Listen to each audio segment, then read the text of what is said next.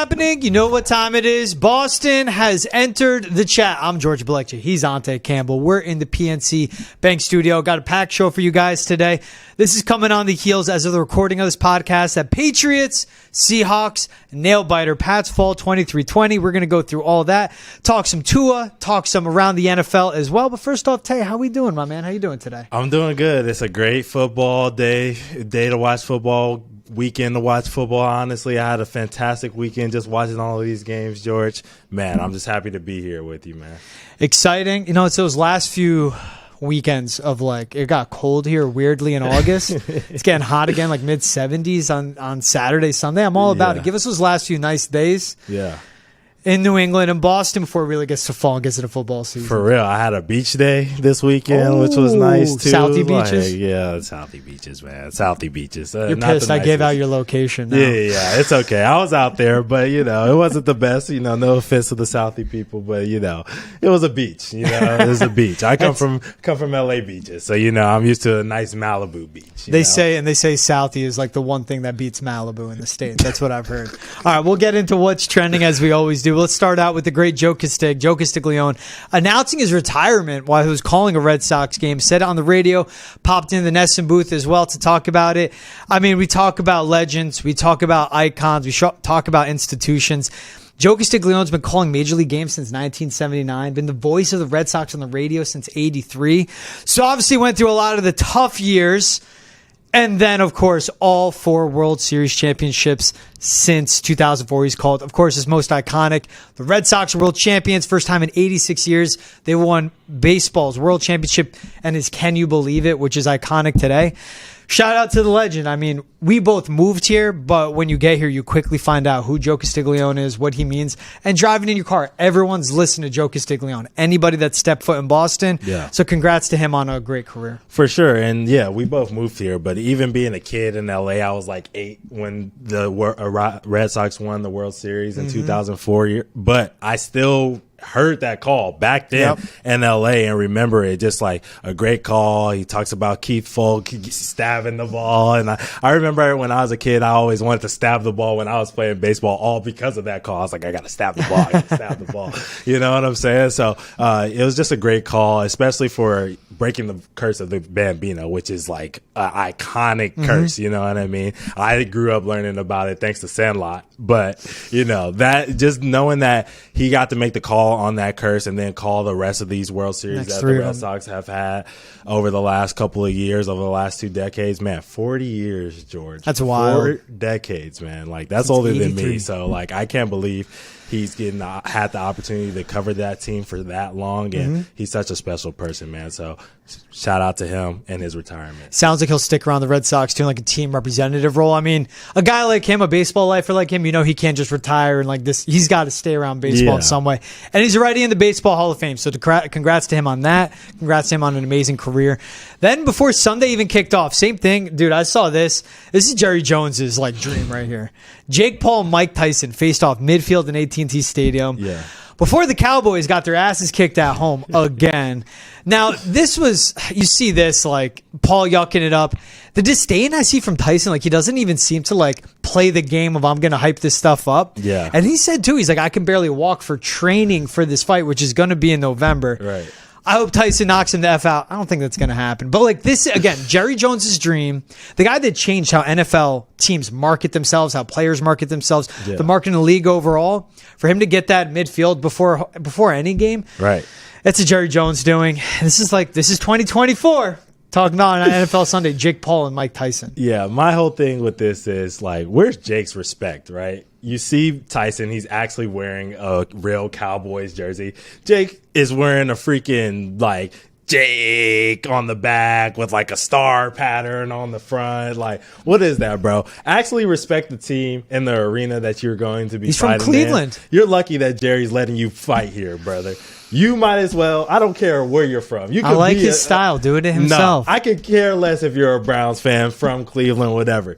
You're getting the opportunity to fight in Dallas on a huge stage in front of all of these fans. You're going to respect the Cowboys. Even though it's fun to disrespect the Cowboys, you need to respect the Cowboys by wearing a jersey. It would have been very simple to just put it on Emmitt Smith. You know what I mean? That's all it takes. Yeah. but you didn't. You disrespected the team. So I am with you. I want Paul to get his face rocked. It's not going to happen. It's not going to happen. Maybe, you know what I mean? In the early rounds, he sneaks one. You know, Tyson sneaks one. He might get one. But, yeah, we know he doesn't have the conditioning for that. He's an old fart. And it's like they're going to go the distance. Their best, what they both want to do is set up a rematch. That's all it is with any of this stuff. Like, this goes back to like the McGregor, Floyd Mayweather days of like, that's all they want. End of the day is rematches, more people buying it and paying for it and everything. He's not going to wear that jersey because, you know, there's a lot of weirdos out there that saw it and they're like, I need to buy that jersey. Like all the Jake Paul hive, whatever the hell they are, whatever they consider themselves. Again, it's a world we live in, man. Like, I hate him, but I respect what he's built up in a way. You know what? The one I can hate on this, Jerry Jones for letting any of this happen. Yes. You let that happen on your field. Yeah. But Jerry Jones owns a stadium. That fight's happening in the stadium. Yeah. So he knew what he was doing too. I got to get the hype train going for these tickets. That's true. Home opener for the Cowboys, you know? It doesn't have the same effect though that the Sphere had this weekend with the UFC fight. That got me hyped to watch a fight. Like watching them square up in front of each other and like half smiling underneath because they know it's all a joke and a ploy. Yeah. You know what I mean? Like didn't get me hyped up to watch this fight. But I can tell you, I've seen videos of the Sphere this weekend. And like that just set up with O'Malley just standing up there looking like a UFC fight, like a game, like a video game. Man, dude, I was so excited to watch that fight after seeing those videos. I quickly was like, yo, who has the fight? Who's got that stream? I'm coming over. That seeing those images from the Sphere is unreal. Yeah, I want to go out there for a concert as is. Like I need to see Dead and Co because I know they'll be back out there. That would be insane. I can't imagine the ticket price for fights, but seeing all that, how it's going, bro, that's Dead and Co would be insane there though. I'm with you. That would be dope because like I seen there were like visuals here in Fenway last year. It was sick on Fenway. And it was sick. And it's Fenway. And imagine if they have that video screen and that large of a screen and surround sound and all of that other stuff. Dude. My upstairs neighbor they've gone twice in this last year. They've been over like 200 Dead and Co shows. They went twice to the Sphere to see him this year. I need to go with him the next time they go. All right, let's get into talking Patriots Seahawks. Man, like Gerard Mayo before the season defined it as we're going to be competitive and we need to improve game by game. Yep. The offense improved this game to a certain point. Yep. The defense took a backseat, but the difference, like Cincinnati wasn't ready for week one. That offensive line wasn't ready. Joe Burrow wasn't ready. Obviously, the receivers weren't ready. Yeah. Seattle team coming off a competitive win like they did, ready to come back, beat the Broncos, overcome a lot of adversity. And that was a game. This is 2 weeks in a row for Seattle, like down to the wire, like down to the very last third down conversion they had to make in week one. Same thing goes. But this one, Patriots lose 23-20 in overtime.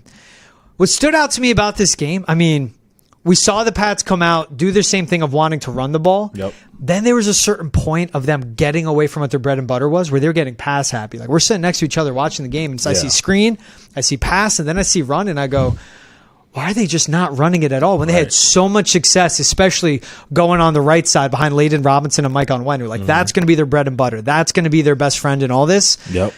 But then we just saw the difference of talent, especially on the outside. Jackson Smith and Jigba went off over 100. I think he had 119 receiving yards, 12 receptions. DK Metcalf himself, actually, I have it right in front of me. Yep. DK Metcalf himself, multiple receptions as well, 10 for 129. JSN 12 for 117. And same thing, though, Tay, of what I've seen before is this is a team that can't afford to make mistakes in the margins. Yeah. DK Metcalf touchdown, that was on a blown coverage. They go for they're in field goal range. Jacoby gets sacked, pushes them back, and then Julian Love makes one hell of a play on special teams. Who's their starting safety, an absolute stud, blocks a field goal. They end up losing by 3. Still competitive. That's going to be a good Seattle team with one hell of a defense. There's no moral victories. Like you can't believe in it, but there's moral victories in how they competed. But still, we have to hit pauses. This is still a team that's far away from when they did week one. Everyone's like, how good are they going to be? And this one, same thing. We'll see as the season goes on how they progress, but they're still far away from being a winning football team, like one that consistently will show up and win. Yeah, but there was a lot of positives, like you said. My thing is the negative part about it for me is you watch that field goal that they made before the end of the first half, right? And we talked about it when we were sitting next to each other.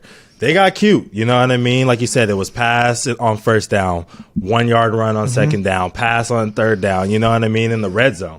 and they had an opportunity to score and put this team down in the depths before going into halftime. And they didn't take that opportunity, and it allowed them. They punt it after that, and then they punt it back, and then now Seahawks have the ball. They get with 55 seconds left, they march down and get a field goal. Now it's a 17-14 game when it should have been, really in the Patriots' favor.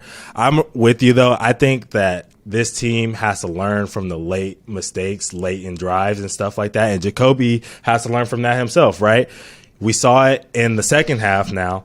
He had an opportunity to move the ball after a huge run by Gibson to put them in, close to the red zone where he kind of didn't have the speed to get there. I know, he broke that out. He just didn't have – we all saw it too. Like, that play should have been dead too. It was a quick toss to the left side. You're right. And Boye Mafe is one of the best defensive linemen in the league. Like, had him dead to rights. Yeah. And he eluded that, and then he was just like, straight go. Like – just making something out of nothing, and there's what he did, but he just ran out of gas. We saw that too, of like, man, exactly. He had the wheels. But then after that, It's a huge play. You got to capitalize. And what does Jacoby do? He comes out there and takes a sack that he shouldn't take because he's holding the ball for too long. You know what I mean? So mistakes like that are the ones that they need to take away, and they could honestly have won this game because that ended up leading to a blocked field goal. Yeah. You know what I'm saying? Instead of putting points on the board, they backed up, blocked field goal, and now they lose the game. That came back to haunt them in overtime. Yeah. So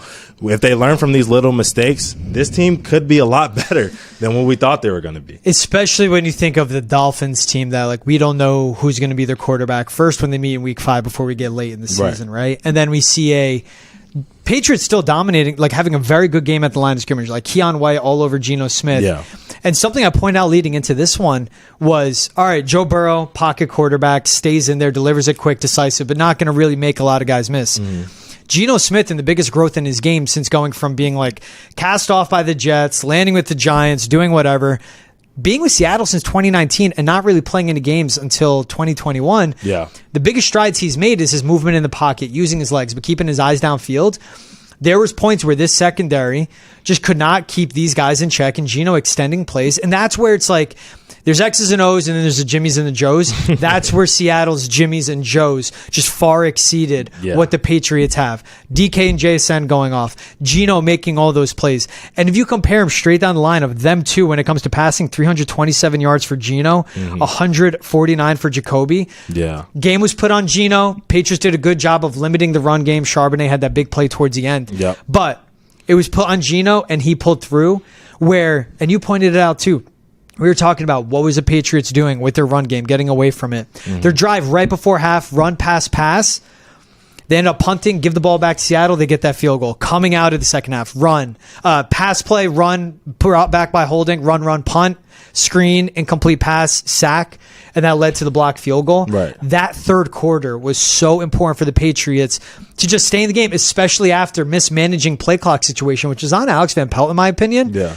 But they came out 2 3-and-outs to start the second half. They couldn't recover from that. And again, it's the 2 3-and-outs leading to a punt. Yep. It is the blown coverage on DK. It is allowing a blocked field goal. It's within the margins.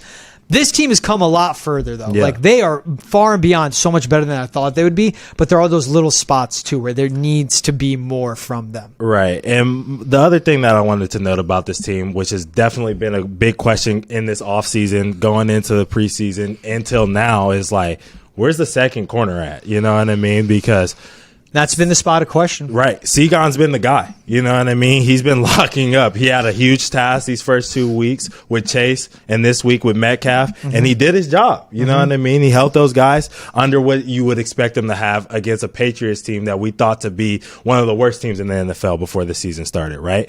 But on the other side, you look at Jonathan Jones, and he was getting picked apart by Smith and Jigba today. You know what I mean? And Lockett got free late as well. We were saying, oh, where's Lockett? He's not really there. Veteran guy. Dude, what a vet. Ends up showing up and making a bunch of catches for them late and doing what vets do, you know? But that's really on the Patriots secondary. Like, where are they at? You know what I mean? Like, they're not around these guys. They're not able to stop these guys from getting coverage. They're able to take away the deep play, which, except for that one DK Metcalf play, you know, they were really good at that this season so far, but everything underneath has just been smooth and easy. So any team that has 2 receivers, which the Bengals didn't have in week 1 because Higgins was hurt, We obviously saw that the Seahawks have that with their two guys. Well, three, with Lockett showing up late. It can spell trouble for this Patriots defense. It's going to be Jets with Garrett Wilson. We'll see how Malachi Corley and Mike Williams come along. Then it's the 49ers with Ayuk slow start, but Debo's been on fire. And I don't care about it. That's a 49ers team with Jordan Mason. They're still just their offensive line pushing guys around. Then it gets into Miami. Then it gets into Houston. And then you see how tough the schedule is. Miami with obviously Tyreek Hill and Jalen Waddle. And then you got Texans is Collins, Tank Dell, and Stephon Diggs. I mean, that's where it's like a long play on this. I don't even want to think of that. Like Tank Dell against this offense, against this defense. And it's also that there has to be an offense to support the defense for how good they can play. Jalen Polk, second career catch, touchdown. Awesome. Good for him. Good play in the red zone. Him and KJ Osborne were the only wide receivers with catches in this game. 3 receptions, 19 yards. You can't have that. Hunter Henry, shout out to him, went off. Second career 100-yard game. Him and Jacoby were on fire. Along with Alex Van Pelt's play calling. In the first half on third down, like time after time after time, Jacoby making plays. And that's where I think he's been so special and where it's underrated. But then the offense hits that wall and Seattle made their adjustments. Like Hunter Henry was quiet in the second half. Austin Hooper was quiet in the second half. And this offense got stagnant. And even as I pointed out, those 3 drives I had issues with, finally when they got at the last one after the block field goal, that's when they started running the heck out of the ball. 14 of their next 18 plays after that point were running it. But they were just coming up short. They were. And it's crazy that you talked about that because the offensive line actually looked decent in the run game. Pockets were there. Like, there was multiple sacks where I was saying that's a coverage sack. And 2 of them are really detrimental for Jacoby, stumping them on third down. I think all 3 of their sacks today came on third down, and 2 of those I chalk up to coverage. Exactly. So they looked pretty good today. We saw Gibson running well behind that line. We saw Stevenson running well behind that line. I was really impressed with those 2 running backs, honestly, the way they ran behind that line. But the holes, like you said, they were freaking gigantic. I mean, me and you could probably run through them off the couch right now. Well, maybe I get not. like maybe 3 yards. Maybe not. It's good holes. Definitely not that huge run that Gibson had in the second half. We couldn't do that. But a lot of the other ones for sure. They were just the line did great. I'm surprised. How did you feel about that? I liked what I saw, especially on the right side. But with again, the tough parts with this team was key third down late in the game. The Patriots at least need to go out there and see if they could piece together a drive, eat up clock, and maybe don't send it to overtime. Mike Onwenu, worst moment for him, his worst rep of the game, gets blown up, and that's a sack on Jacoby, where he hurt his ribs too. Like a bit, and it's blowing up the play. I might be mixing 2 plays together there, but there were the flashes of them being bad. But early in the game, time in the pocket for Jacoby, finding his guys. And credit to Jacoby Brissett of someone that's been knocked for not being athletic, which he isn't, but his movement in the pocket and his playmaking just to keep his eyes downfield and extending plays and making off-schedule plays for as important as being on schedule is in the system, he has shined there. And then we would see it come out where they're going to go heavy with the offensive line. They're going to come out in 12, 13 personnel, jumbo tight end, and run the hell out of the ball, and they're not going to be stopped. But in those moments where, okay, you need to go out and make plays, you need to drive the field, 1 timeout left, under a minute to go, can you get away from going to OT? And they can't. And that's where the limitations come in on the outside playmakers and even the guys that's at quarterback. That's why they're waiting and developing Drake May to make sure he's right. But that's why this offense is also pieces away. I'm glad you brought that up because you knew exactly where my mind was at with the Drake May stuff. Bro, I was sitting there because I was watching Texas this weekend. Obviously, Quinn Ewers went down. Arch Manning went crazy. So you got to forgive me because I watched the backup quarterback who we've all been waiting for go crazy this weekend. And so when I saw Jacoby go down and hold his calf or his knee or whatever he was holding. One hit was a weird sack. I think it was Boye. No, it was Leonard Williams that took him down. And we were all like, oh no. Didn't even get looked at by the trainers. Right. And then the other with him going on his ribs. But so you're thinking. I was sitting there thinking, I tweeted it out. I was like, we saw Arch Manning. Is it time for Drake May? You know what I mean? Are we going to get an explosion? I was excited. You know what I'm saying? So George, is it time? No. And let's realize there's a difference. Quinn Ewers is one of the best college football quarterbacks, and Arch Manning will be one of the best college football quarterbacks. He's a blue chip recruit and ready to play now in college football. But wait, before you go there, because Drake, the NFL is different than college. It is different than college. Right, let's put on that. I was sitting there saying, like, yes, there were some coverage sacks, like you said, but a lot of it could have been, like done away with Jacoby's play. There was a lot of times that he could have got rid of the ball, threw it away. He should have been quicker with the clock in his head. And there's places where I'm like, a more athletic guy could have probably got out of that situation, right? And Drake May is that right now. He's raw, but we are nervous about him taking hits, but some of the hits that Jacoby's taking, I feel like he wouldn't take. So that's why I'm sitting here asking you. So I'm asking you with that prefaces. It's one. Is it time? No, it's not, because Jacoby still went out there and played well. Like when your receivers are only finishing with 3 catches between 2 guys. Yeah. What's the separation like on the outside? And they don't have that. You need more from the system. To that point too. No, I get it with Drake May. He has that rushing upside. But the best part of his game is his arm. Yes. Like, he is a phenomenal passer. He's good over the middle, where you have to live in the NFL. Like, that's what you need to do to win NFL games. It can't be outside the hashes. But if there's all these coverages and these coverage sacks, A, these licks that Jacoby was taking today, I don't want Drake May developing under that. Yeah. And B, you want him to get good as a passer. If he builds these bad habits of tuck and run right away, it's part of his game. But there has to be that you go out and you run a system, you make the right reads, and you make the right throw to keep the offense moving down. So when is that coming? Next year then? You're saying no, he's going to play at some point. Because it's not going to change. This is the team. And it's a situation, right? And it is a situation that a quarterback, especially a rookie, has to go into and thrive in. Yeah.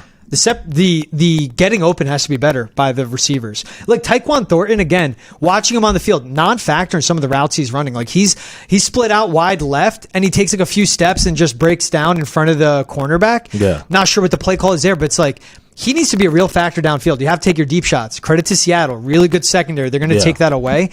But you need to have the guys to help out this rookie quarterback. I don't think they have that right now. So that's why it's a situation. And it could get better in 3 weeks. Like, there were still a lot of positives for this team. But then it's even when they get to overtime. What's the play calling? Ramondre run on the right side, just 2 yards. Jacoby Brissett to KJ Osborne. On the sideline, nice pitch and catch. All right, 3rd and 1. And then they just get stuffed at the line. To where everyone knew what the Patriots were going to do. Seahawks knew what they were going to do. Run on that right side. And they stuffed them.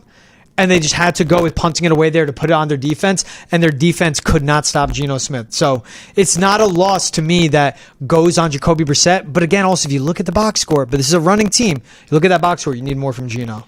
But he's a guy, he needs help. He doesn't elevate. Drake May would elevate an offense with his ability. Yeah. But again, what is this year? It's a foundational year. You don't rush him because you get him right. Then you get a better offensive line. Then you get some outside playmakers. In free agency, it could be a DK Metcalf at the trade deadline. Foundational when I thought this team could only win 4 games. For sure. I now, from what I've seen over the last 2 weeks, and, I understand that the Bengals aren't as good as we thought, and the Seahawks aren't the best team in the NFL. But this team is a lot more competitive than I thought, and a lot of people thought coming into this year. And so my thing is this division isn't that great. You know what I'm saying? It's wide. It's wide open, especially with Tua going down. You know what I'm saying? Josh Allen would have to be like just not playing those last 2 games. Yeah. And this Jets team did take a step forward, but lost a lot. Right. This division, and they didn't look that great either against the Titans. They didn't, but again, when you have like that defensive secondary in the Jets, it's just it's matchups in the NFL. Right. And I'm still going to be patient with this Patriots team. With 2 weeks in, looked so much better 2 weeks in than I thought they would. Yes. Still got to be patient because, again, when they see Miami, it's week 5. When they see New York, it's week 3. I understand. When they see Buffalo, it's those last 2 meetings. 2 out of the last 3 games. I am a little early. I understand. But if this team gets to 3-1... 3-1. If they get to 3-1, they're 1-1. So they're 1-1. So you're saying they beat the Jets in New York Thursday night, and then they're beating San Francisco out in San Fran the following Sunday. San Francisco didn't look that great today either. You're throwing out 3-1. Sam Darnold, Justin Jefferson, and that Vikings defense. I mean, shout out to them. Like, made additions on the front after losing to Neil Hunter. Made additions in their secondary. They got Sam Darnold out there. Like, come on. Sam Darnold and a Kevin O'Connell. Kevin O'Connell, better play caller than Alex Van Pelt. Okay. See? Okay. I got to preach patience to you, Mike. I understand, but if they get there... You know what? I'm fine with talking about this team of saying that they're better than I thought and still saying they're like a 5-6 win team.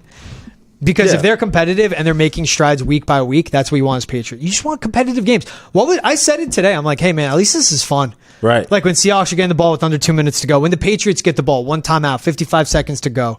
Can you go and hit a field goal on the other end to avoid overtime, get the win at home? Yeah. At least it's fun. It's competitive. It is fun. It's competent football. It brings these kind of conversations. Otherwise, I would be talking about bring me Drake May now. I know, exactly. At least I can make an argument of why you don't need Jacoby played well and you don't need him yet. Yeah. No disrespect to Jacoby. He did a great job today. I need more from this offensive line. And we'll see. Vidarian Lowe went out late in the game. He was already dealing with ab issue. He went down with a knee injury, and Caden Wallace stepped in. Chuks Okorafor stepping away from the team. We don't know the full story with him yet either. As of the recording of this podcast, there's just so many variables with this team. And especially Chuks not working out in game 1. Lowe goes in and plays injured. Like, credit to him, played his ass off for getting called off the bench mid-game and playing injured. Yeah. This team is so thin in so many depth spots. Cornerback, like you pointed out. Man. Receivers aren't stepping up. Offensive line. There's so much with this team. Yeah. It's a 17-game season. That's where when we talk about 3-1, it's like, get to week 4, and we'll see what the team is roster to roster. That's what I'm saying. Get to week 4. Week 3-1, then we're going to have this conversation again, George. Now, week 5, they do play the Miami Dolphins. Yes. And the latest reports from Tua Tagovailoa, Ian Rappaport of NFL Network reported he has no plans to retire after suffering his latest concussion, per Ian Rappaport again. He will meet with concussion specialists. There's no timeline for his return. This was an interesting one to watch, man. Like Thursday night, like everyone knew the second that hit went, you saw how he fall. He fenced again with his arms getting stiff and his hands getting rigid. You go back to week 3 of 2022, concussion against the Bengals. He stretchered off the field. Late in that season, concussion against the Packers, which shut him down for the year. And then this concussion, these are 3, from what we see, very severe concussions in a 24-month window. Yeah. So in less than 2 years, really. Right. 3 really bad concussions. And the tough part is that he plays a sport where those hits and those plays are going to happen. Like that Damar Hamlin play. Right. It was just Jamar going up, finding a way to take him down. And we see the guy competitor he is. He has to slide, but he's not going to. Yeah. It's, if you ask me, like he's got his $40 million guaranteed at signing. He could get up to like 93 guaranteed with his contract right now. For him with no plan to retire, he should take his time with the decision. There's a lot of public pressure for him to retire. That's what makes it so interesting. Like if he comes out and says, man, doctor said I could play, I'm going to keep playing, everyone's going to be like, what are you doing? Right. And Tua has to make the best decision for himself and his family. We all know that. Yeah, he definitely does. And it is kind of wild that it was a Damar Hamlin hit that caused all of this, right? Yeah. Because the last time that I sat there at the TV and felt like nervous and scared to watch NFL football was when I saw Damar Hamlin take the hit that he took. You know what I mean? And that's what happened to me on Thursday. I was scared. Like, Jesus Christ, this is so sad and so scary for this person. He's a human being, you know what I mean? Like, whether you root for the Dolphins or you don't, like, this is a human being who is, like, hurt on the ground, almost looking like crippled, you know what I mean? Like, it's sad to see that he wants to continue to play football, because I feel like Antonio Pierce, how he said, like, dude, go take care of your family. Yeah. Like, with that $40 million, that's life. You made so much money in your life, like you said, $40 million. You know what I mean? Signing, whatever, right there, signing bonus. You know what I'm saying? And then on whatever you made on top of that beforehand, like, dude, he's every time I see him out in public, see videos of him, he's smiling, he's with the fans, he's such a good person. You know what I mean? Such a good light in this world, and I would hate to see that be taken away from this world with all the evil that's in it. You know what I mean? Such a good light and a good person, because man, like, he is just so like I love this dude, bro. Like, for real. Like, I want to see him succeed. You know what I mean? And this like, goes back to like Alabama, right? days. And I didn't even like Alabama. You know what I mean? If you're not an Alabama fan, you hated Alabama, but I like Tua. That shows you how much of like a just energy that he brings whenever he's out there on the field, out there in the press conference. You just want to see him do well. So it's really sad to see that he's considering to continue to play football, because what is a specialist going to do, George? They're going to tell you the long-term effects if something like this does happen again, or it happens a 5th time or a 6th time or 7th time, whatever. But they're not going to be out there protecting you from hits. They're not going to be out there telling you to slide when you should. You know what I mean? That's a you thing. And we've even seen plays where quarterbacks slide and they still get hit by a defender. Like this slide, there's no, you can't be protected in football. It's football. It's a violent sport. It's a violent sport. You're going to get hit. He will get hit again. Yeah. And the thing about it too is, like, I've had a ton of friends have concussions. It might be a big hit the first time, but the next time it can be a little pluck on the head, and that's all it takes. Yep. Your likelihood goes up with every concussion. Right. It, like, in a way, it gets easier. It's like when a boxer, their chin gets cracked, so they say, right? Like, they have that, but they get knocked out once. It happens time and time. That's what's crazy for him. That's the likelihood increases. And no one wants to see, like, a player laying there like Tua. You saw everyone drop down on a knee immediately. And like you said, too, like, no one wants to, you don't want to see this happen to any player, especially someone like Tua that's so charismatic. Had to come over so much. Like, his injuries going back to his Alabama days. All the adversity he faced when he was first coming up through Miami too, like dealing with Brian Flores as a head coach, in a head coach that didn't believe in him. And then again, these injuries, you go back to 2022 dealing with the concussions, and he changed his body going into 2023, put on weight, bigger base, did all that, learned how to go down, like learning mixed martial arts, so learning how to fall better. This season, slimming down, again, it was to help him out. And something just like that is how it happens. I think what we see, and he goes to those specialists, it shouldn't be a decision that's made in haste. And again, I think it's for Tua to look out for his future. Yes. But when I say that is, how do you make sure you get the most out of that contract if you want to call it a career? Because if Tua says, I am retiring, these doctors say I'm good, I'm going to retire, he's probably missing out on like 50 to 100 million, let's say. But if doctors, NFL doctors, team doctors say he can't play, and that is his call, he literally is unable to play anymore, and it is a team's decision, then that is what can activate more money for him. And again, why people want him to retire is, I'm happy the pressure of him needing to get that contract is not there, especially with that signing bonus of $40 million. So he doesn't have that pressure of, I need to go play, I need to play one more year. Let me get that signing bonus, let me try, and then from there, no, he doesn't have to do that. I think that's what's the big, he steps back and he sees that. So going to see the doctors, getting multiple opinions. He is going strategically, in my opinion, I don't know anything, but what I think he's going strategically into this of, how do I get my most money if I do decide to step away from the game? And he's doing the right thing saying right now he has no plan to retire. He can't say he's a plan to retire because all they need is some language in that contract for the Dolphins to save themselves for another $40 million up to 167. I think he could get up to 200. Like, that's the difference of them paying him 160 or just 40. My thing is quality of life is always more important than money. You know what I mean? And I know that from personal experience, friends, family, whatever. Like, choosing your well-being is always going to be the most important thing in the whole entire planet. More important than anything, you know what I mean, you can ever think of. So I just would love to see this dude put himself first as a person, for himself, his friends, his family, all of that, over anything about his legacy, money, any of that. And I understand he's a competitor. That's why people like him. That's why I like him. You know what I mean? But at the same time, you have to be selfish and take care of yourself first. I don't think we see him until week 7, the earliest. Seattle, Tennessee, New England, their upcoming schedule. Week 6 bye. Like, take your time with this decision. And I agree. Like, Tua has to put himself here. But there could be a difference of him retiring with $40 million right now or $93 million in the bank. And I think that is what his team is at least trying to suit him out for. Like, he could have had the talk with this family. And like, he doesn't owe anyone the truth right now, except for his family. His wife, his kids, his parents, whoever, and his agent, because his agent should be looking out for him here, right? He could go to them, go, I think I'm done. Like, this is enough. I understand. I see the worry in you guys' eyes. I can't put you through that. But then if his agent goes, okay, cool, I'm with it. Let's figure out to get you the most money possible. Because he gave his life to this game. I think into a different convo on this really quick is that's why I love what NIL became. Because you had a lot of athletes in their athletic prime give their bodies to those universities and walk away with nothing.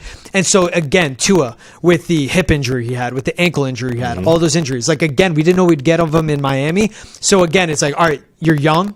You're not even 30. You gave your life to this game. Let's get you as much money possible. 100%. And I think that's the important thing for him to look out to. No matter what, though, and you said it, like Antonio Pierce played a long time, played linebacker. He goes, I've never seen someone with 3 concussions like that. I've never seen it happen. And for a head coach, like, up there on a podium to say, like, he should retire, like, leave the game, bro. The public pressure from Tua, and it shouldn't be there, because I think the easy choice for him should be, as badly as he wants to play the game, I think people just want to see, like, a good Tua 20, 30 years from now. And we've 100%. Seen it time and time again with other players. All right, let's get into some Sunday standouts as of the recording of this pod. We ran through some games, mainly from the 1 o'clock window that went final. Where to start? Packers running game. Let's go there. We can. Matt LaFleur, he has his shortcomings with in-game decisions, management, overall being a head coach. But as a play caller and a schemer, He is one of the best in the NFL. They lose Jordan Love, a guy that was an MVP candidate because of what he did the last 10 weeks of last season. Malik Willis traded for it late in this offseason. Jordan Love goes down. Everyone's saying, what are they going to do? Is it Ryan Tannehill? They say we're moving forward with Malik Willis. All right, Malik Willis. 6 carries, 41 yards. Josh Jacobs, 32 carries, 151 yards. Jaden Reed, one of their best receivers, along with Marshawn Lloyd, Emmanuel Wilson, Bo Melton, 15 carries, 69 yards. 39 first-half offensive plays, only 5 were passes. They got by with Malik Willis. They set a first-quarter record for rushing yards in a quarter on this Colts D, and they won 16-10. Found a way to win. That was just fun to watch. Of how creative can they get? And it was multiple guys in the backfield running out of the pistol. Both tight ends back there. A lot of pre-snap motions, misdirections that made the defense hesitate for a second. And by the time they figured out where the ball was, 5 yards down the field at least. Yeah, I mean, he put Malik Willis in a position to succeed. You know, that's what a great play caller does. He does that, and he made him dangerous, which is crazy to say because Malik Willis only threw 14 passes in this game, and only 3 of those completions were over 15 plus yards. He went 12 for 14, bro. A bunch of checkdowns, you know what I mean? They're taking the underneath routes. And that's what but that's Matt putting him in a position to succeed, like you said. All of that wildcat, all of that motion, all of that just getting the defense to think on their toes and not just sitting him in there in the pocket like he can do with Jordan Love. Just getting that defense thinking and moving did everything. And it's surprising. I feel like he could make you and I great quarterbacks right now. Matt LaFleur really impressed me this weekend. It is. I've seen it up close and back to, in 2 MVP seasons for Aaron Rodgers, and whoever the offensive coordinator was there, still it was Rodgers working with Matt LaFleur. Like, he runs the show there. And that's why I like Jordan Love to succeed a lot, is because that offensive play calling, that scheme isn't going anywhere as long as LaFleur is the head coach. But this is going into survive mode early in the season. And there were reports like Jordan Love possibly could have played this week. Like his MCL, it's best case scenario. Getting this win, then you have Tennessee next week where you know that quarterback Will Levis is going to make a lot of mistakes. He's going to give you that ball. It gives you time to not rush Jordan Love back. For sure. Because this is all about how good can you be in the playoffs. And if they take their time with that, that's what helps them. At Tennessee versus Minnesota, tough defense. That's going to be a hard one. But it's surviving week to week. And for a Colts defense, they've allowed 474 rushing yards in 2 games this season. This was a perfect storm for the Packers of, we're going to roll with Malik Willis. Look at who we're about to play. We can run the ball, and we're going to be fine. And a guy with Willis who already understands that Titans defense. He's seen it a lot. You know what I mean? He's seen it a lot in practice, you know? So yeah, he did this offseason. That's right. You're right. I know. I had to think again how late he came over. But he's seen it a lot. You know what I'm saying? So he's not going to be uncomfortable playing against that team at all, especially after the week he had this week. Talking about great coordinators and play callers, what they do is they give gimme plays. It was all gimme completions for Malik. 12 completions, 122 yards. So the Saints are back. Saints are back. Like, I think, are the Saints back? They might be. Derek Carr's back. I can tell you that. Alvin Kamara's back. They both look great. Bro, Saints won 44-19 today after dropping that 40 burger last week in week 1. Like, the 91 points in 2 weeks. Games. Absurd. Yeah. Absurd. And what they're doing is insane. And also, on the reverse, Cowboys 0-2 got ran out of their own building the last 2 home games. They lost 48-32 to the Packers in the wild card game, 44-19 on Sunday against the Saints. Kamara, what was it? 4 total touchdowns? 4 total touchdowns. 22 touches, 180 yards, 4 total touchdowns. And they opened up with 6 straight touchdowns on offense until Derek Carr threw an interception. The only thing that stopped the Saints were the Saints themselves. It's insane. He literally scored 15 straight possessions. In the NFL, Derek Carr has, since he's been out there on the field. 15 straight possessions. It's insane. And it's Rashid Shaheed deep down the field. It's not even like Olave being the whole offense. 47-10, they beat the Panthers, who the Panthers are a JV team. 44-19. Beating this Cowboys team with this defense that came out and dominated, it says a lot about how bad the Browns are in their situation, even though they won week 2.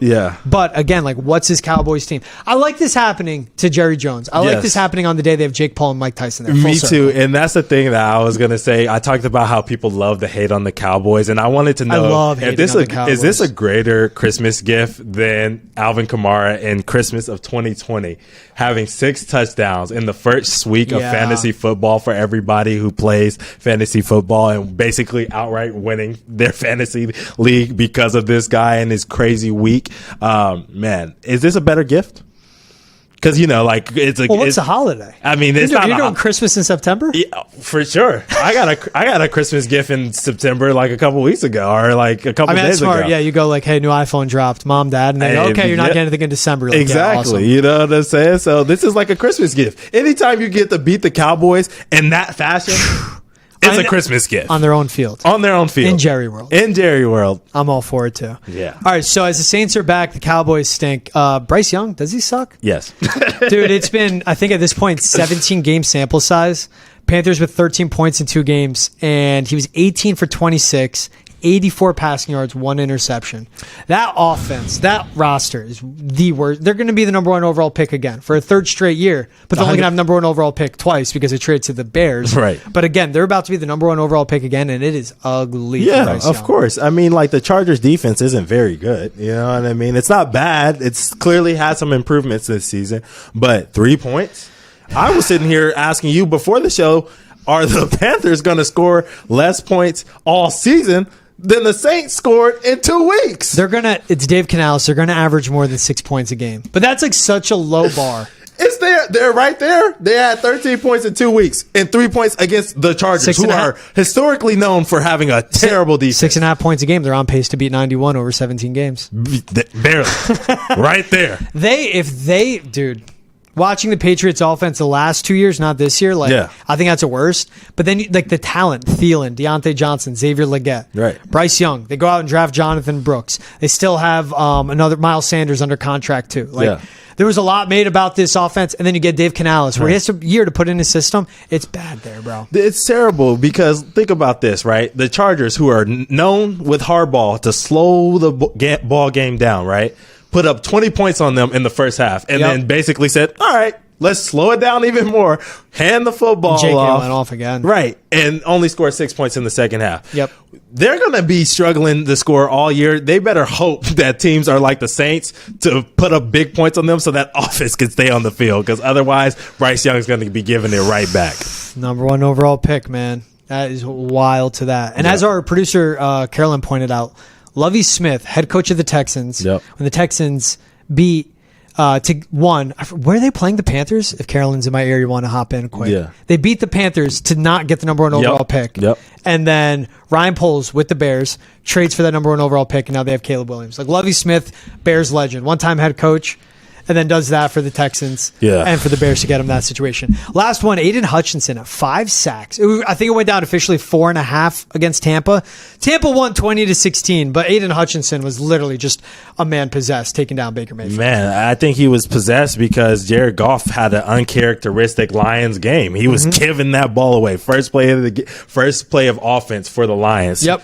Throwaway, you know what I mean? Late in that game, another uncharacteristic turnover for him, and so they were in survival mode. And Aidan Hutchinson, he had one of them who was like a coverage, team sack where he had to spin back towards the line of scrimmage and get the sack done. But man, otherwise he was just dominant, and the 49ers could not handle him, bro.